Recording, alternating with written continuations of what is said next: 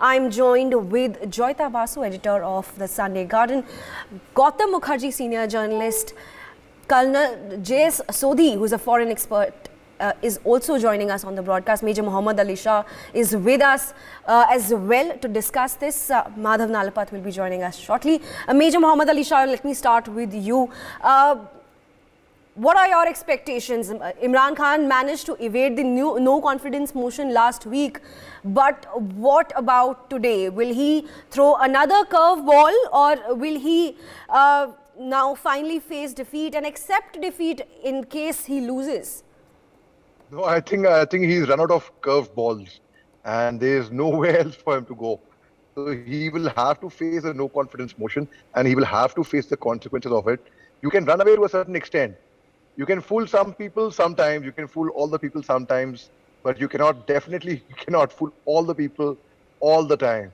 And there's no running away now for Imran Khan. He will ultimately have to face it, and then he's accepted it 2 days back. He said whatever is the ruling of the Supreme Court, he'll accept it. And now again in a no confidence motion, whatever the votes come, he will have to face it. There's no curveball left for him. He's exhausted all his overs.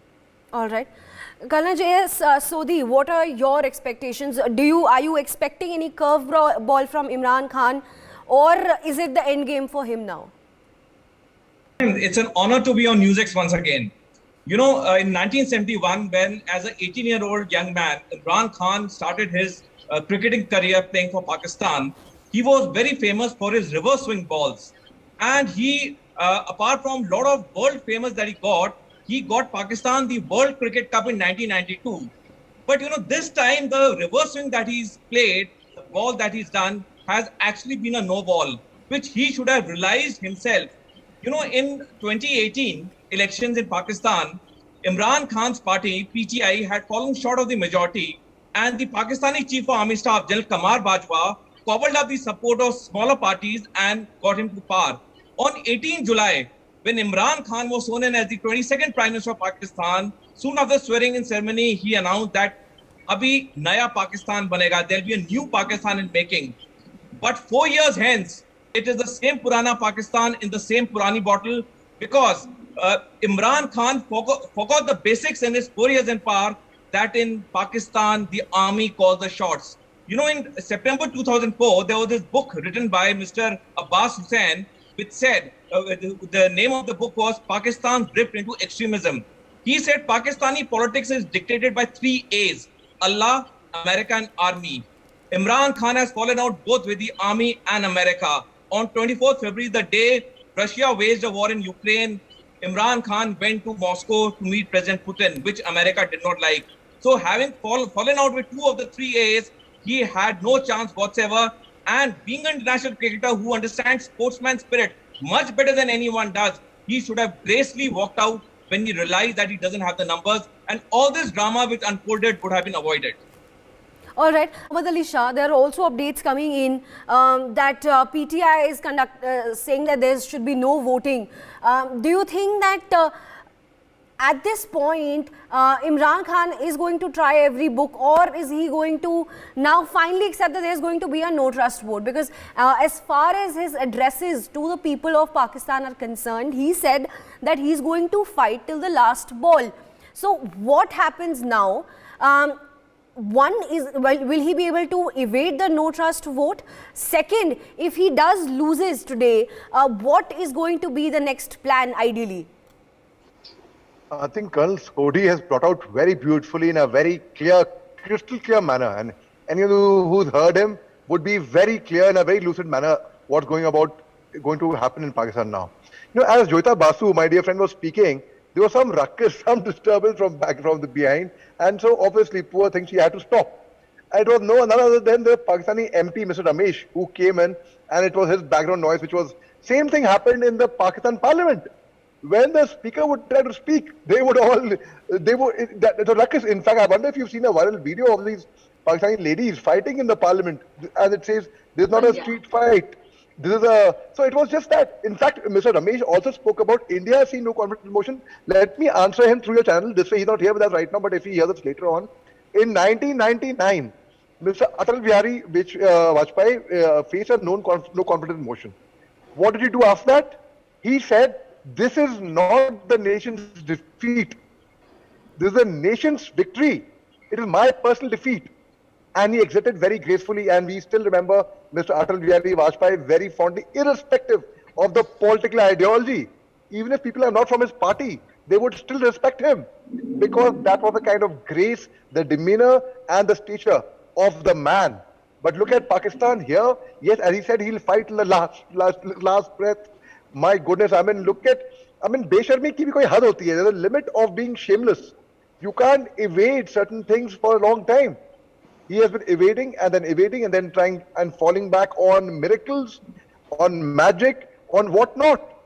So I think, yes, he is bound to go. There's no denying that. There's no doubt about that at all. He's 100% going to go. And he, in fact, as Colonel Sodhi rightly brought in, had he gone gracefully, he would have stood a chance of coming back to power again later on. But now going out like this, he is being self-destructive to himself, to his country. Rather, it is being disloyal to your country in a way. That is why the opposition said, we will put a case of section of Article 6 of the Constitution of Pakistan on him, which is of high treason. Gaddari ka mamla. So I think he's done great disservice to his country that this way. All right. Colonel J.S. Sodhi, my question to you is, Mr. Gautam Mukherjee rightly pointed out the money factor. The big question is, even if Imran Khan goes, will the next Prime Minister of Pakistan be able to solve the economic crisis that is brewing in Pakistan? It's a very good and a pertinent question. Priyanka, any country which has to become a force to reckon with in this world requires three things: economic strength, military strength, and if possible nuclear weapons. Let us look at the case of India, China, Russia, America. They all are good in these three things. And what has Pakistan done? I'll just take your attention back in little history. In the 1965 India-Pakistan war, which Pakistan calls it as Operation Gibraltar, their then foreign minister was Zulfikar Ali Bhutto, who later on became the prime minister. Now in 1965, Zulfikar Ali Bhutto said in an interview to the Manchester Guardian that even if we, Pakistan, have to eat grass, we will make an atom bomb. They based their entire economic growth, their entire foreign policy only on their military and their nuclear weapons. That is why the dire economic state they are in today is because of policies like this. And looking at the other countries like us, we first focused on our economic strength. From economic strength grows everything else, whether your military strength or your nuclear weapons. So the basic chassis on which Pakistan has been made, the economic policies are all flawed. Today, Imran Khan is going. He's the 22nd Prime Minister. Even if Pakistan has 22 more Prime Ministers in the future, none of them can change the economic state of Pakistan until and unless they don't change the basics. And the basics is they have to focus on their economy. Today, there is not one industry worth its name in Pakistan because the focus was never economy. The focus was always the army, the nuclear weapons. And that is why they are in this dire strait. Imran Khan or Shahbaz Sharif or Nawaz Sharif or Bilawal Bhutto, anyone who becomes the prime minister in the years to come, Pakistani economic state will only become bad to worse until and unless they have a paradigm shift in their economic policies and they focus on their economics more than their army or the nuclear weapons. All right. There are also updates coming in that the opposition members are present in the National Assembly. No members of the ruling party are currently seen. Major Muhammad Ali Shah, the ruling party is not there yet. Are you expecting them to come, or are we going to see a scenario where the ruling party just decides not to show up? And if that happens, then what? That's called dadagiri. That's like kar lo jo karna hai, ukhad lo jo ukhaadna hai. Hum to nahi aayenge. No, that is being immature. And they should show up idly, but since they haven't, and Imran Khan is known for throwing these googlies and the surprises, so I would not be surprised because anything can happen in Pakistan. It's like the Murphy's Law is applicable there. It's totally applicable there. Anything that has to go wrong will go wrong in the worst possible hour. And you can blame the Murphy. But before that, Priyanka, I have a small complaint. So sorry to bring this up. Mr. Gautam Mukherjee is conspiring against me, yeah? And he's conspiring against me. And that's not there. It's not done. It's not fair. I have proof over here. There's a letter over here I've got. It's an invisible letter. Huh? I wonder if you can see that letter.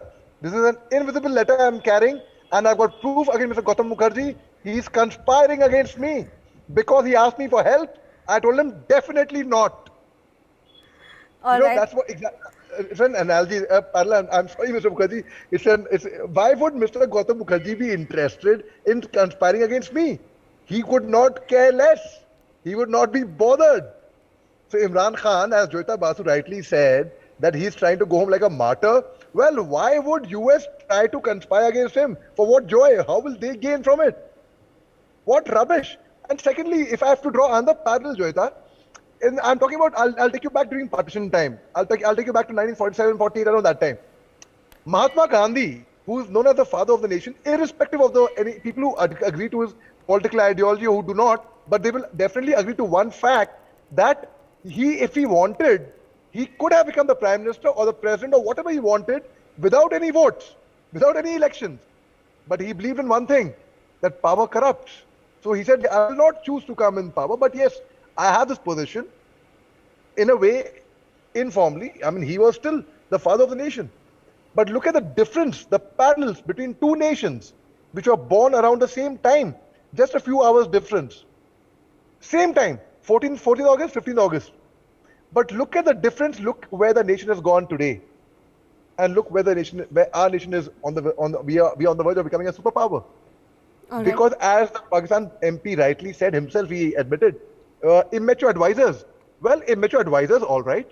But is Imran Khan a 69-year-old man, a kid? Is he a child that he cannot see it, he cannot sense it? He needs advisors. Doesn't he have a mind of his own? Does he have his own intelligence, his own brain? A man who went off to UK to learn drama, who was very good friends with Benazir Bhutto when they were young in Oxford.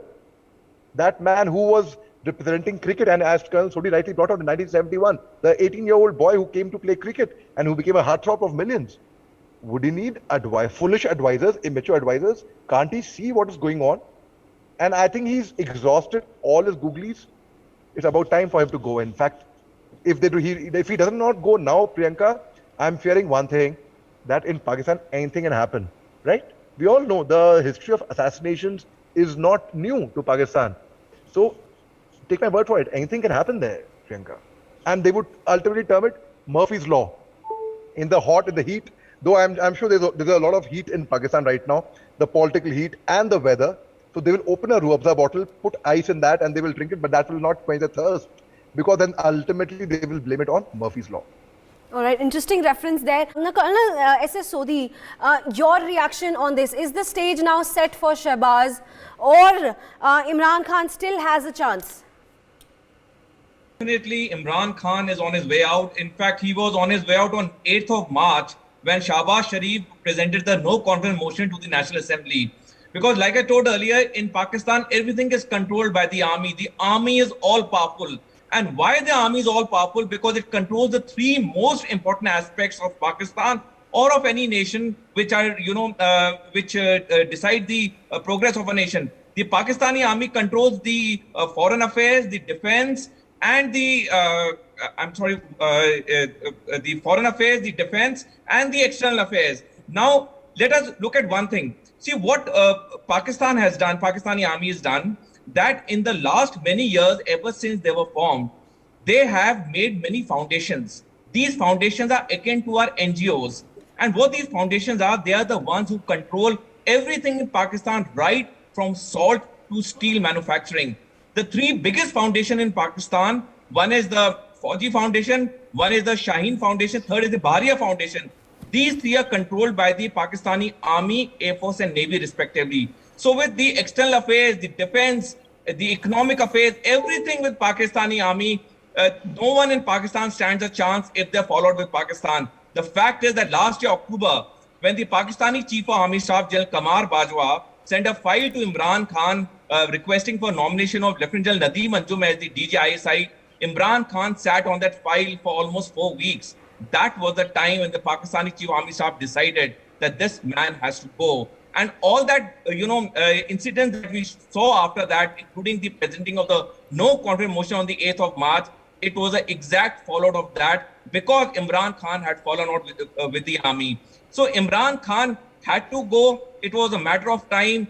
He should have gone gracefully, Because in Pakistan, the Pakistan army has got only 3 options from where they can pick and choose a prime minister. One is the PMLN, one is the PPP, and third is the PTI. So Imran Khan should have gone off gracefully, waited for a few years. The Pakistani Chief of Army Staff would have changed. A new Chief of Army Staff would have come many years down the line, with whom Imran Khan would have good relations. He would have come back as the prime minister. Look what is happening to PMLN. The same Pakistani army under the Chief of Army Staff, General Pervez Musharraf, removed Nawaz Sharif. Mahmood's stand where he says that we must abide by the constitution. Should we take that as the party's stand, or that should be taken as Shah Mahmood's stand? Shah Mahmood, being a senior minister in the Imran Khan government, whatever he says is obviously the party stand, because a senior minister will always speak on behalf of the party. But the point again is that, they are saying this, but on ground, they have not shown any respect for the constitution. Because had they shown respect for the constitution, they wouldn't have dissolved it in the first place. They would have conducted the no confidence motion within 14 days and agreed within 14 days it could not be conducted, because the Organization of Islamic Countries Foreign Ministers Conference was in Islamabad on 22nd, 23rd March. They could have done on 24th March, 25th March. They kept on delaying one day after the other. So what they are saying has no weight, because they themselves have not respected the constitution. Had they genuinely respected the constitution, this day would have never come. Pakistan would have never made a mockery of itself in the international arena. So, well, if he really means it, till now they have not shown any respect for the constitution, but now they should show respect. All the members should come. Imran Khan should come. They should come to the floor of the National Assembly, sit there, let the no confidence motion be conducted and let the votes be counted. Then we will believe, yes, what he says he means, and then they have really shown the respect for the Pakistani constitution. All right, Major Mohammad Ali Shah, we also discussed various options that Imran Khan has ahead of him. Now we are learning that the Pakistan Assembly session has been adjourned. So how do you see these latest developments? Are we going to see the no confidence motion against the Speaker, Deputy Speaker and Imran Khan pass through? Or there are going to be these latest wave of changes that none of us would have expected? Something different that you also pointed out earlier, that anything is possible in Pakistan politics. Oh, very well brought out by you, Priyanka. Very well brought out by you. See, if I explain it to you logically, and if we put 2 and 2 together, you had brought out very correctly that, Imran Khan's party was not there. They were not present there. Everybody else was present there. And Imran Khan, like a lord, was not present there. He wasn't there. And now, after a while, minutes after that, the parliament has been adjourned till 12:30. So now if we put 2 and 2 together, of course, the common sense says that it was a tie-up between Imran Khan is trying his ploy. As he said, he will not give up. He will not quit. Well, this is not, I think he needs some motivation to quit over here rather.